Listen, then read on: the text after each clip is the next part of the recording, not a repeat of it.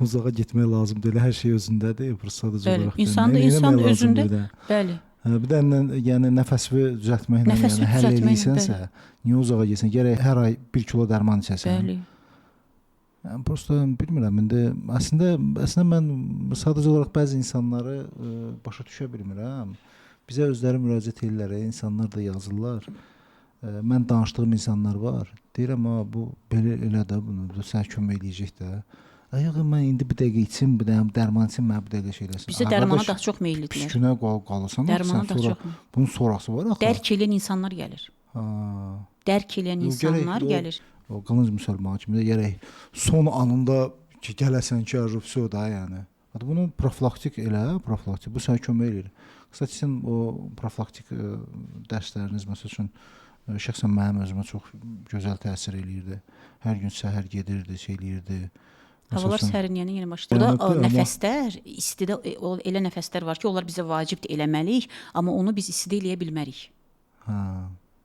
İstidə eləmək olmaz. Bədəni görürsüz, həm də bir dənə məsələ var. Mən çox şeyə fikir verirəm, Məhbə xanım. Mən bəzi bizim özümüzə də müraciət edirlər ki, siz Məhbə xanıma deyə bilərsiniz, bizə falan şey versin belə. Deyirəm, sən başa düşürsən, bu nəfəsin, sənin nəfəsində olan problem, bu individual bir şeydir. Bəli. İndividualdır. Sən gərək yaxınlaşasan, sən baxsın ki, nədir, onu uyğun versin sənə. Yoxsa mən, nə bilim, mən bir-iki dənə mən özüm üçün eləyirəm, mən özüm üçün verərəm sənə, sən eləyərsən, səndə başqa nəticə başlayacaq verməyə. Mümkün deyil. Pis fəsadları verə bilər. Çox pis fəsadlar verir. Çox pis fəsadlar verir. Sadəcə olaraq onu nə edirsən? Müəyyən bir, Məhbə xanımla mən, məsəl üçün də, biz o qədər olub ki, pasiyentlər də gedibdir. Nə edir? Gedirlər. Məhbə xanım onu eləmir ki, öyrədir onu. Deyir ki, mən öyrədirəm. Get evdə elə. Evdə elə. Mən demirəm ki, gəl ora. Mən demirəm gəl. Eləsi var ki, görürsüz, deyir ki, sən gələ bilirəm deyən, deyir ki, başa düşmürəm, yadımda saxlaya bilmirəm, eləyə bilmirəm, səhv eləyirəm. Onda deyirəm ki, gəl. Amma ki, kimsə bunu dəqiq müddətdən bir sonra öyrənir də, onlar da öyrənir də. Bax, bir xanım vardı, yaşlı xanım var idi. Mən bunu, deməli, ayda bir dəfə gəlirdi. Hər ay bir dəfə gəlirdi. Mən onu öyrədirəm, burada başa salıram, eləyir. Mənə deyir ki, mən sizin yanınıza gələndə başqa cür oluram, evdə gedib eləyəndə başqa cür oluram. Sonradan mən başa düşmürdüm ki, yəni bu proses nədir? Deyir ki, siz nə deyirsiniz, hamısını eləyirəm. Mesaj şəklində göndərmişəm. Sən demə, bu nəfəs saxlamalar var axı orada. Onu tamamən əksinə eləyirmiş. Prinsipə məndə də eyni şeydir. Mən də səhv eləyirdim. Tamamən əksinə eləyirmiş. Mən onu sonunda bildim ki, deyirəm, təkrar göstərsən nə edirsən. Bir də baxıram ki, mən dediyimin tam əksini elirmiş və ona görə də bunun evdə hər bunu elədiyi halı çevrilirmiş. Halı çönürmüş, vəziyyəti pisləşirmiş.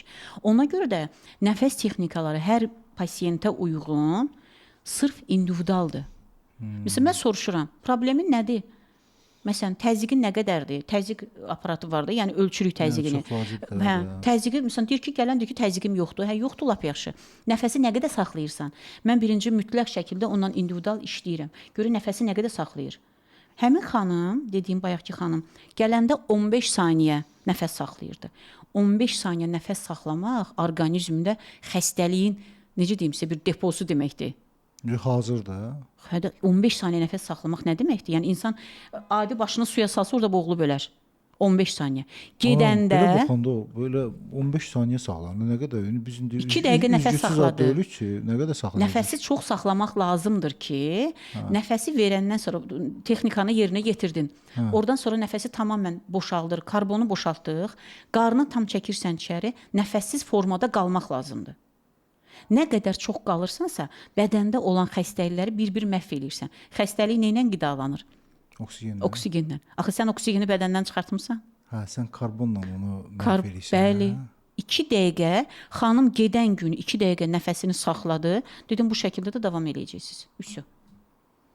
Çox gözəl formada da getdi. Yəni gələnlər hamısı elə gedirlər. Amma elə xəstə var ki, ona sən o qədər nəfəs saxlada bilməzsən.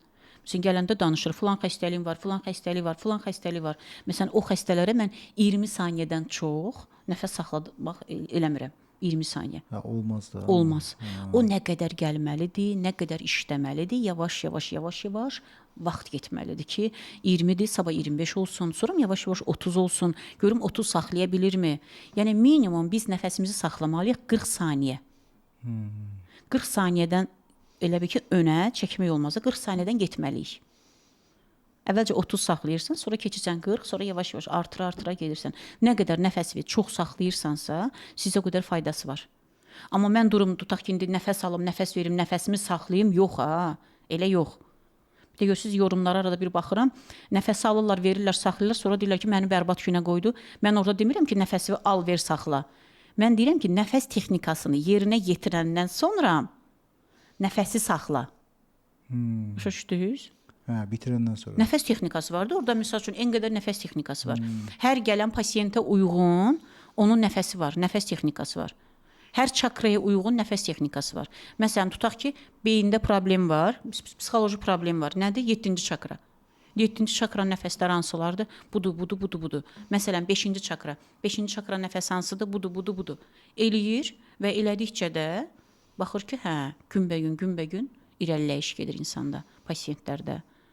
Sağalma prosesi gedir. Kim istəməz ki, bunu eləsin? Amma istəməyənlər çoxdur.